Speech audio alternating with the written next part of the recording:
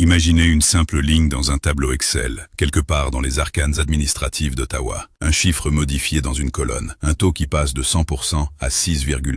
Pas de discours devant les caméras, pas de sommet retransmis en direct sur toutes les chaînes, pas d'annonce triomphale sur les réseaux sociaux. Juste cette petite correction silencieuse dans une nomenclature tarifaire, à peine perceptible pour qui ne sait pas où regarder. Et pourtant, dans les couloirs du pouvoir à Washington, cette ligne presque invisible a déclenché quelque chose qu'on n'avait pas observé depuis longtemps. Une réaction mêlant colère, inquiétude et, pour certains stratèges, un sentiment diffus de quelque chose qui vient de se rompre. Pas un lien militaire, pas une alliance formelle, quelque chose de plus subtil, peut-être de plus fondamental. La certitude que les alliés, quelles que soient les circonstances, suivent toujours. Ce qui vient de se passer au nord de la frontière américaine ne concerne pas vraiment des automobiles. Il concerne la logique profonde qui structure les relations entre les puissances occidentales depuis la fin de la guerre froide. Et la question de savoir si cette logique peut tenir face aux nouvelles pressions économiques, climatiques et industrielles qui redessinent silencieusement le monde. C'est une histoire qui se lisait depuis longtemps, en filigrane dans les statistiques commerciales et les rapports d'experts, et qui vient de se matérialiser de façon concrète, inattendue et potentiellement irréversible. Pour saisir l'ampleur de ce qui s'est produit, il faut remonter quelques années en arrière et observer la mécanique d'une campagne internationale qui a largement dépassé le cadre d'un simple débat sur la politique industrielle. Les véhicules électriques chinois ont été progressivement transformés en symbole d'une menace, pas seulement commerciale, mais existentielle. On a commencé à les appeler des voitures espionnes, des machines capables de transmettre des données en temps réel à des serveurs contrôlés par Pékin. Des engins potentiellement désactivables à distance, sur simple ordre d'un fonctionnaire du Parti communiste. Des think tanks respectables ont publié des rapports détaillant comment des millions de véhicules pourraient être transformés en instruments de déstabilisation, voire de paralysie urbaine à grande échelle. Des commissions parlementaires ont organisé des auditions solennelles. Des experts en cybersécurité ont alimenté la machine narrative avec une constance remarquable. Certaines de ces craintes méritent peut-être d'être examinées avec sérieux. La question des données collectées par les véhicules connectés est réelle, et elle ne concerne pas uniquement les constructeurs chinois. Mais dans le contexte d'une rivalité géopolitique qui s'intensifiait chaque trimestre, ces préoccupations ont été amplifiées, parfois instrumentalisées, pour construire un consensus politique permettant de justifier des mesures de protection économique qui, autrement, auraient été difficiles à défendre devant l'Organisation mondiale du commerce. La peur est toujours un outil politique commode.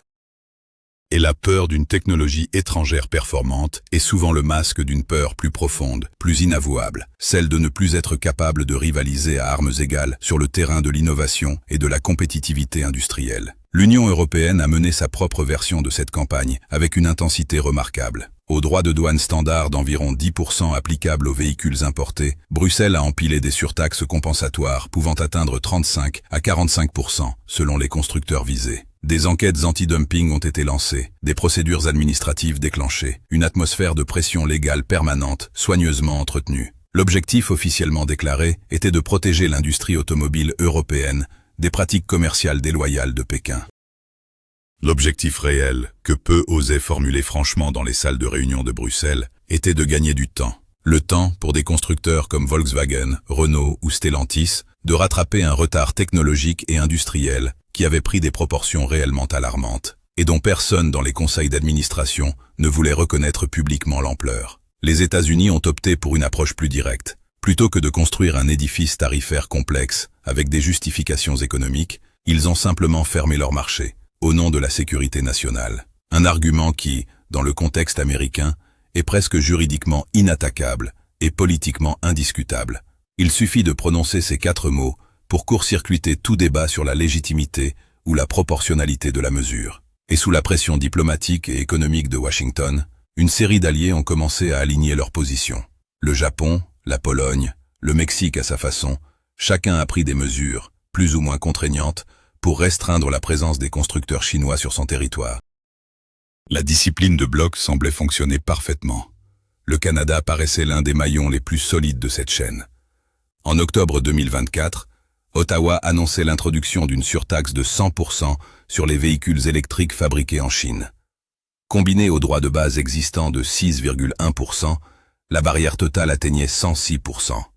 Un niveau qui, dans les faits, équivalait à un embargo soigneusement dissimulé sous une terminologie tarifaire respectable. Les déclarations officielles parlaient de protection de l'industrie nationale, de préservation des emplois du secteur automobile, de réciprocité commerciale et d'équité des règles. Ce qu'elle ne disait pas, ce qu'elle ne pouvait pas dire sans paraître absurde, c'est que les véhicules électriques chinois étaient, à ce moment précis, quasiment absents du marché canadien. L'industrie de Pékin regardait alors principalement vers l'Asie et l'Europe.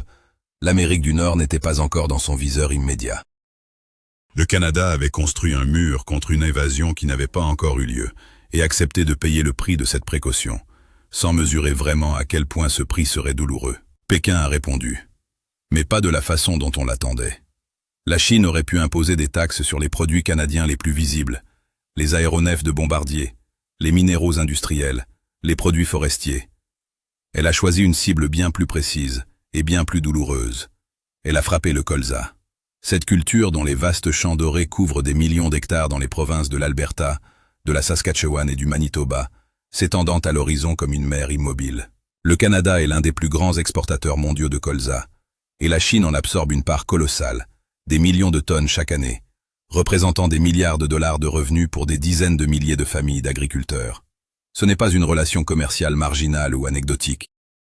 C'est une artère économique vitale pour des régions entières, une dépendance que peu de politiciens à Ottawa prenaient la peine de mentionner lorsqu'ils prenaient leurs grandes décisions tarifaires. Pékin a annulé des commandes, lancé des enquêtes commerciales sur l'huile de canola canadienne, soudainement soupçonnée de ne pas respecter des standards sanitaires qui n'avaient posé aucun problème auparavant, durci les contrôles à l'importation sur les viandes et les céréales. Ces mesures n'ont pas déclenché de crise diplomatique retentissante. Elles ont fait quelque chose de plus insidieux et de plus efficace. Elles ont provoqué une douleur sourde, progressive, qui s'est installée dans les bilans des coopératives agricoles, dans les comptes d'exploitation des fermes familiales, dans les perspectives de revenus de régions entières, des carnets de commandes qui se vident, des prix qui s'effondrent faute de débouchés, des communautés rurales qui commencent à se demander quel fonctionnaire d'Ottawa a pris une décision aussi coûteuse pour elles et au bénéfice de qui exactement. Les associations agricoles ont commencé à monter au créneau. Dans les parlements provinciaux et dans les couloirs du gouvernement fédéral, une question de plus en plus difficile à esquiver a commencé à circuler avec une insistance croissante. Pourquoi est-ce que les agriculteurs des prairies doivent payer de leurs revenus une décision prise à Ottawa pour satisfaire une injonction de Washington? Quel est l'intérêt réel du Canada dans cette affaire? Et surtout, pourquoi protéger un marché de voitures électriques que les Chinois n'avaient même pas encore sérieusement cherché à conquérir? Ces questions semblaient simples, presque naïves. Leur réponse était, elle, bien plus complexe. Et c'est cette tension, cette accumulation de pressions contradictoires entre les décisions diplomatiques et les réalités économiques territoriales qui a conduit à un voyage officiel qui aurait semblé impensable quelques années auparavant. Le Premier ministre canadien s'est rendu en Chine. Le premier voyage officiel à ce niveau depuis 8 ans. 8 ans pendant lesquels les relations sino-canadiennes avaient traversé des épisodes extrêmement tendus. L'arrestation à Vancouver d'une haute dirigeante de Huawei à la demande d'extradition américaine. La détention en représailles de 2 ressortissants canadiens en Chine, dans ce que beaucoup ont qualifié de prise d'otages diplomatique. Des crises successives qui avaient transformé Pékin et Ottawa en capitales se regardant avec suspicion permanente. Le simple fait de ce déplacement signifiait quelque chose d'important. On ne reprend pas des échanges diplomatiques de haut niveau après 8 ans d'absence pour traiter de simples ajustements techniques. On y va quand on a une décision majeure à annoncer et un équilibre fondamental à renégocier. Les accords paraphés lors de cette visite couvraient l'énergie, la finance, les échanges commerciaux. Mais l'annonce principale a résonné comme un signal destiné autant au marché qu'à Washington.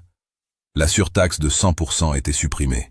Le tarif revenait à son niveau de base, 6,1%. Un quota d'importation de véhicules électriques chinois était introduit, avec la perspective d'un élargissement progressif à mesure que le marché se développerait. Un véhicule qui coûtait, avant cette décision, 40 ou 50 000 $ canadiens pourrait désormais se trouver à des prix qui changeraient l'équation pour des millions d'acheteurs potentiels. En contrepartie, Pékin réduisait ses droits sur l'huile de canola canadienne et signalait une reprise graduelle de ses achats de produits agricoles. La mécanique des représailles s'inversait, et avec elle, quelque chose de bien plus profond commençait à bouger. Si vous voulez comprendre ce qui se passe vraiment derrière ces décisions qui redessinent silencieusement la carte du pouvoir mondial, abonnez-vous et laissez un like. Ces analyses demandent du temps, de la recherche, et votre soutien nous permet de continuer à aller en profondeur, là où les communiqués officiels s'arrêtent. La réaction américaine n'a pas tardé, et elle a été d'une franchise inhabituellement brutale pour une relation bilatérale aussi profondément intégrée. Un haut responsable américain a déclaré publiquement que le Canada regretterait ce choix. Sans les circumlocutions diplomatiques habituelles, sans les formules polissées de préoccupations profondes ou de consultations approfondies attendues, des mots directs, presque comminatoires. Ce registre en lui-même est un signal qui mérite attention. Dans les relations entre alliés proches, on ne parle pas ainsi quand on est simplement en désaccord sur un point de politique commerciale. On parle ainsi quand on considère qu'une ligne a été franchie, une ligne que l'on croyait infranchissable, et dont la transgression remet en cause un ordre qui paraissait établi pour longtemps. Ce qui a encore accentué la tension, c'est la déclaration canadienne qui a suivi, prononcée avec une netteté qui a fait tressaillir plus d'un ambassadeur occidental. Le Premier ministre d'Ottawa a affirmé que dans le nouvel ordre mondial en formation, la Chine se révélait être un partenaire commercial plus prévisible que les États-Unis. Cette phrase, prononcée par le dirigeant d'un pays partageant avec les États-Unis la plus longue frontière terrestre non militarisée de la planète, unie à lui par des décennies d'histoire commune, d'intégration économique et de coopération militaire, aurait été politiquement suicidaire il y a 5 ans. Elle ne l'est manifestement plus aujourd'hui. Et cette observation dit quelque chose de fondamental sur la vitesse à laquelle les fondamentaux perçus de l'ordre mondial peuvent se modifier, même sans guerre, même sans rupture spectaculaire. Pour comprendre pourquoi Ottawa a fait ce choix au risque de provoquer ouvertement Washington, il faut regarder les chiffres que les discours politiques omettent soigneusement. Le Canada s'est fixé des objectifs de transition énergétique parmi les plus ambitieux du monde occidental. Une part significative des ventes de nouveaux véhicules devait être électrique dès 2026. Un abandon complet des motorisations à combustion interne était planifié pour 2035. Ces jalons ne sont pas des vœux pieux inscrits dans des rapports que personne ne lit. Ils ont été intégrés dans des régulations industrielles contraignantes, des systèmes d'incitation fiscale complexes, des plans de développement urbain et des engagements climatiques internationaux. Ils représentent des obligations politiques réelles, dont le non-respect aurait des conséquences concrètes sur la crédibilité du gouvernement. Mais les chiffres réels de pénétration des véhicules électriques sur le marché canadien ne correspondent pas à cette ambition. La raison est d'une banalité déconcertante. Le prix. Un véhicule électrique de marque américaine ou européenne, accessible sur le marché canadien, coûte, selon les modèles et les équipements, entre 50 et 100 000 $ canadiens. Même en intégrant les subventions fédérales et provinciales disponibles, même en calculant les économies sur le carburant et l'entretien sur plusieurs années, la grande majorité des ménages canadiens ne peut pas se permettre ce saut. Les gens continuent d'acheter des voitures à essence. Pas par idéologie ou par attachement sentimental aux moteurs à piston. Par arithmétique simple et irréfutable, celle que personne ne peut contester quand il s'agit de payer son loyer et nourrir sa famille le même mois. Les constructeurs chinois brisent cette arithmétique. Des véhicules bien équipés, dotés de technologies réellement avancées, d'une autonomie sérieuse et d'une fiabilité démontrée sur des millions d'unités vendues à travers l'Asie, et proposés à des prix qui rendraient la transition électrique accessible à une famille de revenus moyens sans endettement excessif. Pour un gouvernement qui a solennellement promis une transformation profonde du parc automobile national et qui voit ses objectifs stagner mois après mois, refuser cette offre revient à une décision délibérée d'échouer ses propres engagements. Et dans un contexte politique où ces objectifs sont déjà vivement contestés par l'opposition et par une partie croissante de l'opinion publique, se priver des seuls outils qui permettraient réellement de les atteindre devenait de plus en plus difficile à expliquer sans paraître soit incompétent, soit malhonnête.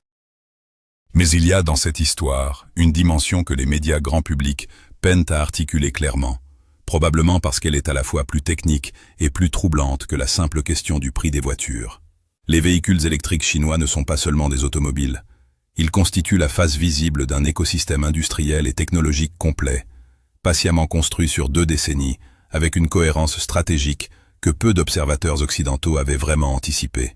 Derrière les carrosseries se cachent les technologies de batterie les plus avancées du monde, avec des densités énergétiques et des coûts de production que leurs concurrents occidentaux n'ont toujours pas réussi à égaler, malgré des investissements massifs. Se cachent aussi les logiciels de gestion embarqués, les plateformes de données des véhicules connectés, les systèmes d'intelligence artificielle pour la conduite assistée, les matériaux de terres rares, dont la chaîne d'approvisionnement mondiale est en grande partie structurée et donc contrôlée par Pékin. En laissant entrer les constructeurs chinois sur son territoire, le Canada n'ouvre pas seulement la porte à des voitures, il intègre potentiellement un paquet technologique complet dans son tissu industriel et dans ses infrastructures numériques. Et c'est précisément cela qui préoccupe réellement Washington. Pas seulement les services de renseignement et leurs analyses de risques, mais les stratèges industriels et les penseurs de la politique technologique qui voient plus loin que le prochain cycle électoral. Pas que des Canadiens conduisent des BYD ou des NIO, mais que le Canada puisse devenir un nœud d'intégration technologique au cœur même du continent nord-américain, un point d'entrée pour des standards, des architectures de données et des chaînes de valeur qui pourraient progressivement réorienter la structure industrielle continentale sur 15 ou 20 ans, qui définira les standards des logiciels embarqués dans les véhicules connectés de la prochaine génération, qui structurera les réseaux de recharge intelligents qui deviendront des infrastructures aussi critiques que les lignes électriques actuelles. Qui contrôlera les flux de données générés par des dizaines de millions de véhicules en circulation permanente sur les routes du continent? Ces questions dépassent infiniment le secteur automobile. Elles touchent à la question de la souveraineté technologique et économique pour les prochaines décennies. Et à qui sera en mesure d'imposer ces règles à l'économie mondiale de demain? À l'intérieur même du Canada, cette décision a provoqué un débat que les caméras ne montrent pas, mais qui agite les cercles politiques et économiques avec une intensité croissante. Une partie des élites nourrit une inquiétude réelle. La dépendance du Canada vis-à-vis des États-Unis n'est pas symbolique. Elle est économique, militaire, institutionnelle, profondément enracinée dans des décennies d'intégration progressive. Des millions d'emplois canadiens dépendent directement de l'accès au marché américain. Les chaînes de production intégrées sous les accords de libre-échange continentaux sont massives et difficiles à reconfigurer rapidement.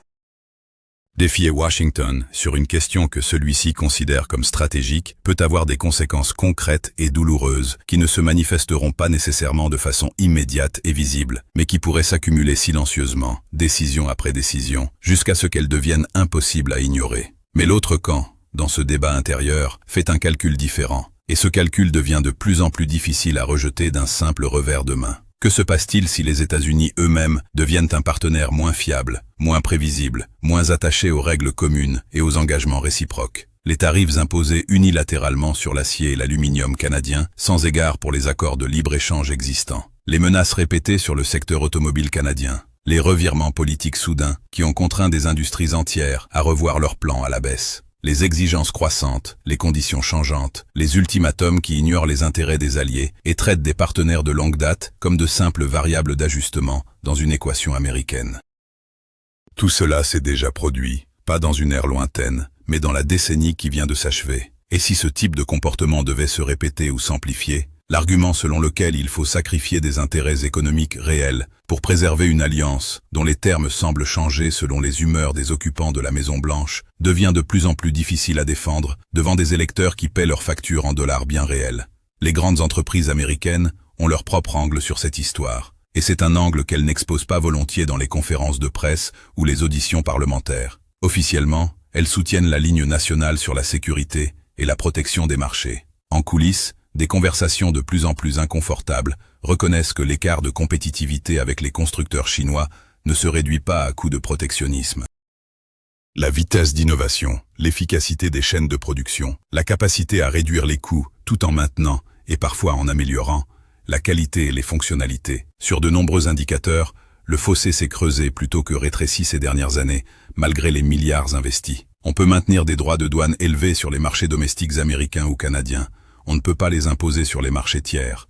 Et c'est précisément là que les constructeurs chinois gagnent du terrain chaque trimestre, dans des régions entières du monde où la compétition se joue à l'air libre. Le cas canadien résonne dans cette réalité comme un avertissement qu'il serait imprudent d'ignorer. Si l'allié le plus proche, celui avec lequel les États-Unis partagent d'une histoire commune, une culture pour une large partie de sa population et une frontière de 8000 km de long, peut décider que ses intérêts économiques priment sur la solidarité de bloc, quels arguments restent-ils pour convaincre des pays plus distants, moins intégrés, moins liés par des décennies d'interdépendance profonde et de coopération continue? Écrivez en commentaire où, selon vous, cela va mener. Et abonnez-vous. À partir d'ici, ça ne fait que devenir plus sérieux. Ce qui complique encore davantage la situation, c'est la façon dont les entreprises chinoises s'installent sur les marchés où on leur donne accès. Elles ne se comportent pas en conquérants qui débarquent avec leurs drapeaux plantés dans le sol. Elles investissent dans des centres de recherche et développement locaux, passent des accords avec des universités régionales, offrent des contrats de sous-traitance à des fournisseurs locaux, créent des emplois dans des régions qui en ont besoin, paient des impôts, contribuent à des fonds de développement territorial. Cette stratégie d'enracinement progressif est méthodique et efficace. Elle crée des liens concrets qui résistent naturellement à la pression extérieure, parce que couper ces liens entraîne des coûts économiques et politiques réels, pas seulement théoriques. Plus une présence industrielle chinoise est établie localement depuis longtemps, plus les appels à rompre cette relation se heurtent à une résistance intérieure croissante et difficile à surmonter par simple injonction politique. Des emplois à défendre, des projets en cours, des communautés qui ont bénéficié d'investissements concrets et qui ne veulent pas y renoncer, sur ordre d'une chancellerie étrangère. La décision canadienne vient d'ouvrir la porte à cette mécanique sur le continent nord-américain lui-même, et une fois cette porte ouverte, il sera très difficile de la refermer sans payer un prix considérable. Le monde, pendant ce temps, évolue vers ce que certains économistes commencent à appeler la globalisation fragmentée. Ni le retour à l'autarcie totale, ni la continuation de la mondialisation libérale telle qu'on l'a connue depuis la fin de la guerre froide. Quelque chose d'intermédiaire, d'instable, potentiellement volatile. Des blocs régionaux plus repliés sur eux-mêmes, des chaînes d'approvisionnement dupliquées à grands frais pour des raisons politiques, des technologies qui se dédoublent en standards concurrents et incompatibles. Dans ce nouveau paysage en formation, les pays de taille moyenne, ceux qui ne sont ni des superpuissances capables d'imposer leurs règles, ni des États trop petits pour avoir un quelconque levier de négociation, se retrouvent dans une position particulièrement délicate. Ils doivent naviguer entre des centres d'attraction concurrents, préserver leur autonomie de décision sans s'aliéner des partenaires dont ils dépendent encore, et faire des choix qui engagent leur trajectoire économique et industrielle pour des décennies. Ces choix, autrefois relativement simples, ont resté dans le camp occidental, deviennent de plus en plus complexes à mesure que les intérêts divergent et que les alternatives se multiplient. D'autres capitales observent attentivement ce qui se passe au Canada, avec un intérêt que beaucoup dissimulent soigneusement dans leurs déclarations publiques. Certains pays d'Amérique latine, où la relation avec Washington a toujours été asymétrique et souvent inconfortable. Certains en Asie du Sud-Est, tiraillés entre leur dépendance commerciale vis-à-vis de la Chine et leurs accords de sécurité avec les États-Unis. Certains en Europe méridionale qui supportent de plus en plus mal une discipline d'alliance dont les bénéfices semblent aller avant tout aux grandes économies industrielles du Nord. Chacun regarde, chacun fait ses calculs, et chaque calcul intègre désormais une variable nouvelle et décisive. Il semble possible de diverger, au moins partiellement, sans que le ciel s'effondre immédiatement. Cette perception, vraie ou fausse, durable ou éphémère, peut elle-même transformer la réalité. Ce qui sera véritablement décisif dans les prochains mois, c'est la nature et l'intensité de la réponse américaine. Les premières réactions ont été vives, mais pas encore suivies d'effets concrets et mesurables, ce qui est en soi significatif. Si Washington décide de monter en pression, quel levier utiliser contre un allié aussi profondément intégré économiquement, sans se faire plus de mal qu'à l'adversaire visé? Des sanctions commerciales qui frapperaient aussi des entreprises et des travailleurs américains liés aux chaînes de production continentales? Des restrictions dans les domaines de la défense ou du renseignement, qui affecterait la sécurité collective des deux pays. Ces options existent, mais leurs coûts seraient réels des deux côtés de la frontière, et leurs conséquences politiques intérieures seraient difficiles à gérer. Et si la réponse américaine est perçue comme disproportionnée par les alliés qui observent, elle risque paradoxalement de pousser d'autres capitales à anticiper ce scénario et à diversifier leurs propres dépendances, accélérant précisément le mouvement de fragmentation que Washington cherche désespérément à freiner. Ce qui vient de se passer entre Ottawa et Pékin autour du colza et des voitures électriques est, vu de loin, une histoire presque technique. Des taux de douane qui montent et qui descendent, des visites diplomatiques, des accords commerciaux signés en marge d'un sommet. Mais vu de près, avec la bonne focale et le recul suffisant, c'est quelque chose de différent en nature et en portée. C'est la première fissure pleinement visible dans un édifice que beaucoup croyaient monolithique et que certains prennent soin de présenter encore comme tel, précisément parce que reconnaître la fissure serait reconnaître la fragilité de l'ensemble. Les fissures, pourtant, ont cette propriété inquiétante de continuer à s'agrandir, imperceptiblement d'abord, puis plus vite, surtout quand les conditions économiques et politiques continuent de mettre la structure sous pression de façon continue. La prochaine décision qui viendra tester la solidité de cet édifice n'est peut-être pas celle qu'on attend. Elle peut surgir d'un endroit inattendu, sur un sujet que personne n'avait identifié comme particulièrement critique, déclenché par une accumulation de petites frustrations économiques que les grandes théories géopolitiques ne savent pas vraiment capturer. C'est presque toujours ainsi que les grandes transformations de l'ordre mondial commencent, non pas avec un séisme annoncé qui donne le temps de se préparer, mais avec une petite ligne dans un tableau Excel que personne ne regardait vraiment, jusqu'au jour où il est trop tard pour faire semblant qu'elle ne change rien.